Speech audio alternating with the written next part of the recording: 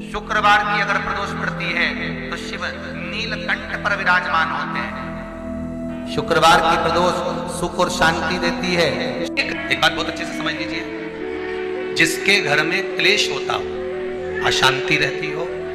क्लेश रहता हो, या छोटी छोटी बात पर विवाद चालू हो जाता हो, या पति पत्नी में, परिवार में, सास बहू आदि कादिक में कहीं ना कहीं कुछ अगर विवाद रहता हो, तो शास्त्र कहता है ऐसा बेलपत्री की डंडी रहती है ना, बहुत ध्यान दीजिएगा महाराज। श्राद्ध पक्ष की कथा चल रही है, शिव महापुराण आज विराम की ओर है, ध्यान दीजिएगा। जैसे ये बेलपत्री की जो डंडी होती है, डंडी का जो भाग होता है बेलपत्री की, ऐसा बेलपत्री की 7 भाग ले लो, मतलब बेलपत्री 7 ले लीजिए। 7 बेलपत्र लेकर कच्चा जो सूत होता है ना, कच्चा सूत जो जानते हो पेड़ पौधे में माताएं लपेटती हैं, धागा जो होता है ना सफेद कलर का कच्चा धागा, जो बड़ में, पीपल में और आंवला आदि में लपेटा जाता है, कच्चा सूत, उसको शंकर भगवान और माता पार्वती का स्मरण कर कर नंदी के, जो नंदी होता है, नंदी के राइट भाग में, नंदी का एक पांव ऊंचा होता है, आपने देखा होगा आगे का पांव ऊंचा होता है, बैठते समय नंदी का एक पांव ऊंचा, एक पांव नीचे की हो जाता है, तो नंदी का जहां पांव ऊंचा है उस ऊंचे पांव के पास में बैठना है। कच्चे सूत पर उस बेलपत्री के जो 7 गुच्छ हैं, 7 जो बेलपत्री के भाग हैं, 7 बेलपत्री हैं, उसको अपना नाम गोत्र स्मरण कर कर उस कच्चे सूत को लपेटना है महाराज। लाल कलर का चंदन उस बेलपत्री के पत्ते में जो अग्रभाग होता है, सबसे आगे का भाग, 7 में लाल चंदन लगाना है महाराज। वो चंदन को लगाकर आप प्रदोष के दिन, प्रदोष काल में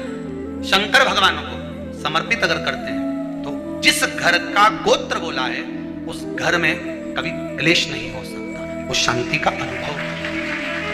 उसमें क्लेश नहीं हो सकता। एक धागा होता है पक्का धागा, एक धागा होता है कच्चा धागा, बहुत ध्यान दीजिएगा महाराज। पक्के धागे से नहीं लपेटना सफेद, कच्चा जो धागा पीपल में, बड़ में या आंवला आदि में जो हम लोग लपेटते हैं पूजन करते समय, वो कच्चा। घबराहट होने लगती हो, एकदम तुरंत घबराहट हो जाए, चाहे दिन में हो चाहे रात में हो,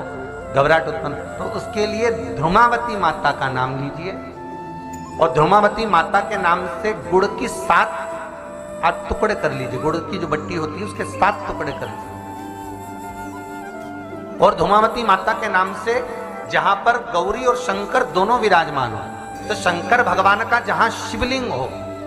और शिवलिंग के साथ में पार्वती जी शंकर के साथ नीचे ही बैठी हो, सामने दीवार पर या ऊंचाई पर।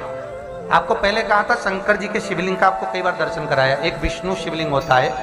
एक डमरू जैसा शिवलिंग होता है जिसको बैठकर पूजा नहीं जाता, जिसको खड़े होकर जल चढ़ाए। एक शिवलिंग होता है जो जमीन पर ही रहता है, जिसको गौरी शंकर कहते हैं हमारे। तो गौरी शंकर का स्मरण कर कर, उमा महेश का स्मरण कर कर, जो शिवलिंग जमीन पर हो और पार्वती जी भी जमीन पर ही स्थापित, गौरी शंकर का स्मरण कर कर शुक्रवार के दिन शंकर भगवान पर प्रदोष काल में, समय के शाम के समय पर, सूर्य अस्त के कुछ ही क्षण में वो गुड़ की डिलियां आप शंकर भगवान को चढ़ा दीजिए, और गौरी माता का स्मरण कर कर उसको उठाकर ले आइए। जिस दिन उठाकर लेकर आए, शनिवार, रविवार, सोमवार, मंगलवार, ऐसे 7 दिन लगातार दरवाजे के बाहर उसी शिव मंदिर के द्वार पर बैठकर आप वो गुड़ की डली को खा लीजिए महाराज। जिंदगी में कभी घबराहट नहीं हो सकती, सिर दर्द नहीं हो सकता, बेचैनी नहीं हो सकती, और पसीना नहीं आ सकता घबराहट के कारण। रात को चक सो आनंदमय।